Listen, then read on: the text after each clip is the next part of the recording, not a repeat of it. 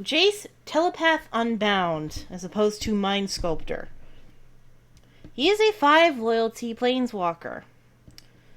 His +1 is target creature gets -2, -0 until your next turn.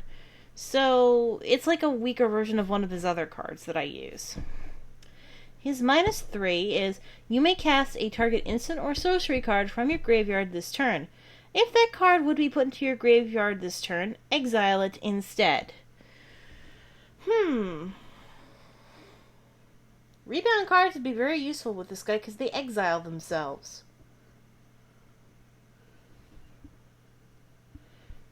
And another interesting thing, they'd bounce back to your hand, bounce back, cast again, and go to the graveyard, rather than getting exiled by Jace Telepath Unbound.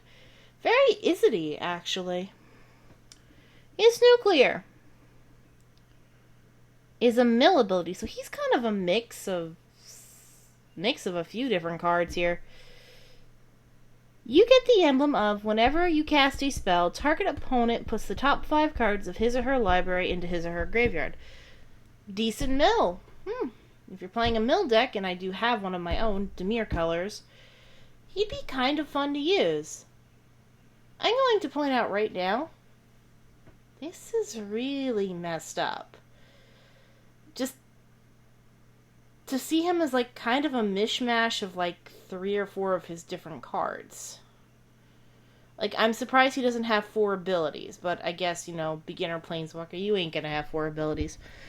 Anyway, obviously, Gideon, if the rumors are right, is the last one we're gonna have to do. I doubt they're gonna be doing the Karn origin story, because that'd be kind of funny. I'm surprised they're not doing a Johnny for this, because he's kind of the first white planeswalker, but I guess Gideon has more fanboys.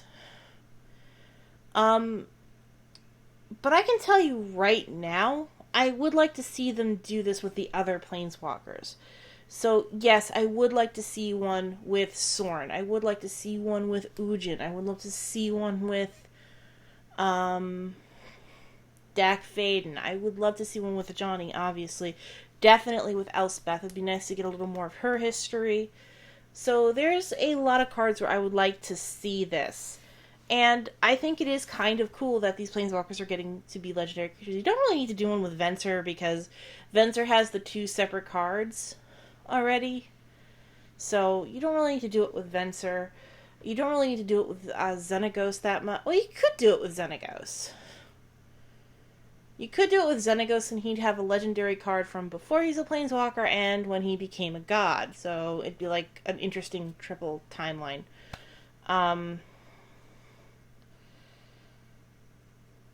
But yeah, these are actually very interesting cards. An interesting idea, and I do kind of like them.